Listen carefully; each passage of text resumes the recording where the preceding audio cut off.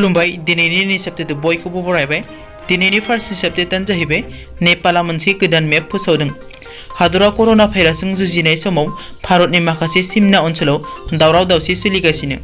चाइनानि उनाव नेपालजोंबो सिमना ओनसोलाव दावराव दावसि जागासिनो। सुलुंनि बादिब्ला नेपालनि लवार हाउस पार्लियामेन्टआ मैया सनिबारखालि गोदान मेपनि मोनसे एमेन्डमेन्ट बिलखौ पास खालामदों, जेराव भारतनि कालापानी, लिपुलेख, लिम्पियादुरा बायदि जायगायाबो नेपालनि गोदान मेपआव दंफादेरो। बेखौ लानानै आथिखालाव भारतनि सुबुंफोरा समाजारि बिजोङाव गोबां सोंखारिगासिनो। मख'नो गोनांदि थांनाय माखासे सप्तानिफ्रायनो सिमनाखौ लानानै भारत आरो नेपालनि गेजेराव गोबां जेंना सोमजिदों। 2 नम्बराव दङ पाकिस्ताननि बारग' क्रिकेट गेलेगिरि शाहिद आफ्रिदिनि देहायाव कर'ना पजिटिभ मोनदों। सम सम भारतखौ लानानै गोख्रों रावजों सोंखारिबाय थाग्रा पाकिस्ताननि बारग' क्रिकेट गेलेगिरि शाहिद आफ्रिदिनि देहायाव कर'ना पजिटिभ मोनदों। बे खौरांखौ बिथां शाहिद आफ्रिदिया गावनि टुइटार हेन्डेलनि गेजेरजों टुइट खालामना गावनि अनसायगिरिफोरनो फोसावना होयो।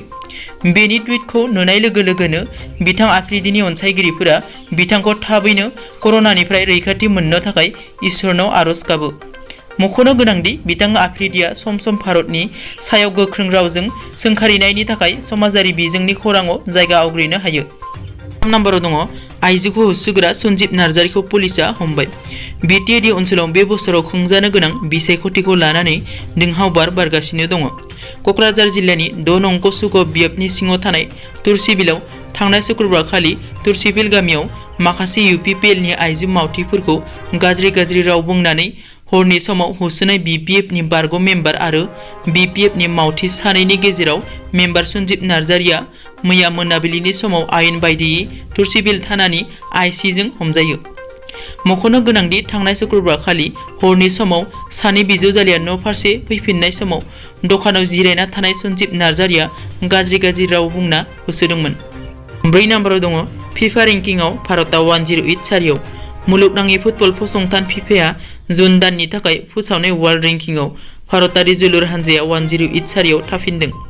ओरैहाय गोदानै फोसावनाय बे फिफानि वर्ल्ड रेंकिंआव बेलजियाम जोलुर हानजाया 1765 पइन्टजों सेथि, फ्रान्सआ 1733 पइन्टजों नैथि आरो ब्राजिलआ 1712 पइन्टजों थामथि सारियाव थानो हादों।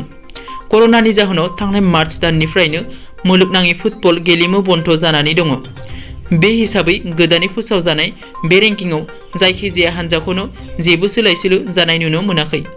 मख'नो गोनांदि भारतआ दानथाम नाङै गेलेनायनिफ्राय जानगाराव थानायनि उनाव बे समाव फैगौ अक्ट'बर दानाव फिफा वर्ल्ड काप 2020 क्वालिफायारनि थाखाय साखाफारा जागासिनो।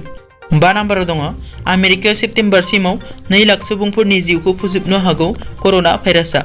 आमेरिकानि भारत हादरनि सासे मुंदांखा प्रफेसरा सांग्रांथि होदों दि फैगौ सेप्तेम्बर दानसिमाव हादराव कर'ना भाइरास इनफेक्शननि जाहोनाव थैनायफोरनि अनजिमाया 2 लाखसिम सौहैनो हागौ आरो कभिड-19 नि मामलाखौ खमायगोन होनना सानना लानाया ओरैनोसो सानना लानाय जागोन। हार्टफर्डआव ग्ल'बाल हेल्थ इनस्टिट्यूटनि गाहाय आशीष झाया सीएनएननि सिङाव बुंदों दि गाव सुबुंफोरखौ न'आवनो थानो थाखाय गिहोनो नाजायाखै। गाव सुबुंफोरखौ मास्क गाननो, ससियेल डिस्टेन्सनि नेमखान्थिफोरखौ लाफिननो आरो आनजाद नायनायनि अनजिमाखौ बांहोनो आरो इनफेक्शन सन्देरनि सुबुंफोरजों सोमोन्दोआव फैनाय सुबुंफोरखौ संदाननो थाखाय गुदि बिथाखौ गोख्रों खालामनो आरज गाबदों। दिनैनि निउस आपडेटआ एसेनोसै। नोंथांमोना जुदि आंनि चेनेलखौ दासिमबो साबस्क्राइब खालामाखै, अन्नानै साबस्क्राइब खालाम। गोजोन्थों।